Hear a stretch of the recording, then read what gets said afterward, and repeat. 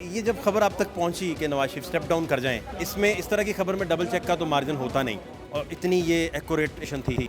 तो आपके ज़राए अस्करी थे, इसमें नून लीग के ज़राए थे, जमहूरी ज़राए थे? तो गैर जमहूरी ज़राए वो ज़राए थे कि शायद जिनमें से कोई एक कह रहा था कि ऐसा कर दिया जाए। क्लू मिला, रब्ता हुआ, आपने रब्ता किया, उन्होंने रब्ता किया?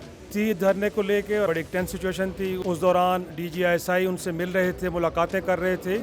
कई साल बाद उस इन्फॉर्मेशन को ख़ुद नवाज शरीफ साहब ने कंफर्म किया और वहाँ से जो मैसेज आया वो इतना लाउड एंड क्लियर था और इतना ऑथेंटिक था। आपको क्लू मिलाने की ज़रूरत नहीं पड़ी, इतना लाउड एंड क्लियर था। होता है ना कि बॉडी लैंग्वेज से क्लू आप मिलाते हैं और डायरेक्ट उन्होंने कह दिया कि हमने मांग लिया इस्तीफा। बड़े मोतबर सियासतदानों ने कंफर्म किया कि बिल्कुल मियाँ साहब ने इस बात को कंफर्म किया था कि उनको ये कहा गया है। डबल चेक की ज़रूरत नहीं। अंग्रेजी में कहते हैं ना, फ्रॉम द हॉर्सेस माउथ। अस्सलाम वालेकुम सर, बहुत शुक्रिया आपके टाइम के लिए। अस्सलाम। आपको याद होगा कि धरनों के दौरान आपकी खबर थी कि नवाज शरीफ साहब से कहा गया स्टेप डाउन कर जाएं। तो अभी क्या सेटलमेंट है, अब क्या हालात हैं और उस तनाजुर में क्या रहनुमाई आप कर सकते हैं इन हालात को देखते हुए? देखिए, मेरे ख़्याल में नवाज शरीफ साहब तो अब इस पार्लियामान में अगरचे हैं तो सही मौजूद, लेकिन अमलन उनका कोई वो किरदार नज़र नहीं आ रहा कि जो बतौर प्राइम मिनिस्टर हो सकता था।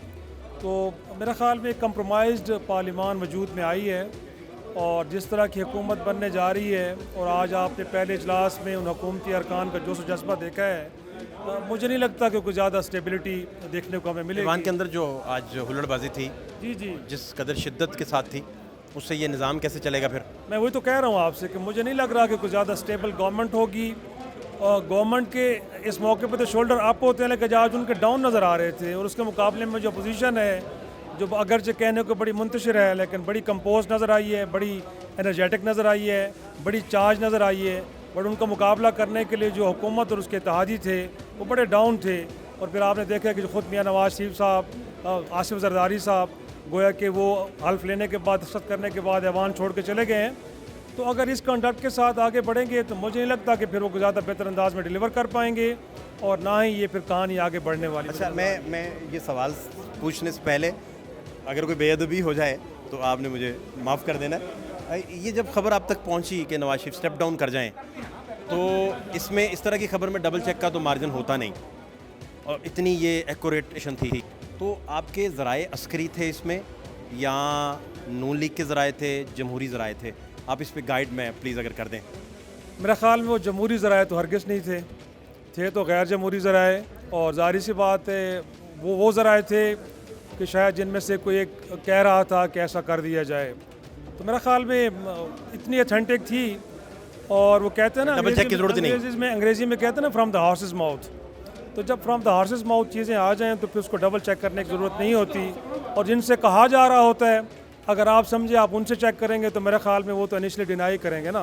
बट कहने वाले अगर कह रहे थे तो मेरे ख्याल में हमें फिर उन पर यकीन भी करना पड़ा। तो ये आपको क्लू मिला, रब्ता हुआ, आपने रब्ता किया, उन्होंने रब्ता किया, ये क्या? मुझे थोड़ा अगर मैं ऐसी सिचुएशन थी धरने को लेके और आपको मालूम है कि बड़ी टेंस सिचुएशन थी। उसमें बड़े तवील इजलास हो रहे थे वज़ीर आज़म हाउस के अंदर और उसमें बहुत सारी कंसल्टेशन चल रही थी। उस दौरान DGISI उनसे मिल रहे थे, मुलाकातें कर रहे थे। तो यकीनी तौर पे एक सहाफ़ी के तौर पे आप कोशिश करते हैं कि वहाँ पे जो कुछ हो रहा है उसके बारे में कुछ आपको भी इल्म हो। तो ज़ाहिर सी बात है, बीइंग ए जर्नलिस्ट, मैंने, मेरे दोस्तों ने कुछ इसी तरह की एक कोशिश की। और ज़ाहिर सी बात है, आपको मालूम है कि हम हर हवाले से जो भी वहाँ पे लोग एक इनिशिएटिव या एक एक्टिविटी कर रहे होते हैं उनके साथ कनेक्ट होने की कोशिश कर रहे होते हैं। तो इस दौरान कनेक्टिविटी बन गई और बनी भी है तो बड़ी टॉप लेवल पे। और वहाँ से जो मैसेज आया वो इतना लाउड एंड क्लियर था और इतना ऑथेंटिक था कि फिर इतना बड़ा रिस्क, गोया कि ज़ाहिर सी बात है, ऐसी ख़बरों में आपको मालूम है कि डॉक्यूमेंट तो आपके पास होते नहीं हैं। ज़ाहिर सी बात एक ज़बानी और कही हुई कि आपके पास इंफॉर्मेशन होती है, लेकिन आपने देखा कि कई साल बाद उस इंफॉर्मेशन को ख़ुद नवाज शरीफ साहब ने कंफर्म किया कि हाँ, उस दौर में उस वक्त के DGISI ने ये मशवरा दिया था कि बेहतर ये है कि आप स्टेप डाउन करके चले जाएँ। तो मेरे ख़्याल में अगरचे उस वक्त याद होगा कि साद रफ़ीक साहब, बाकी लोग भी आए और मीडिया पे खड़े होकर ये कहा कि ये गलत खबरें चली, हम लोगों को सू करेंगे, लेकिन हकीकत वो भी जानते थे कि मियाँ साहब को क्या मशवरा दिया गया है।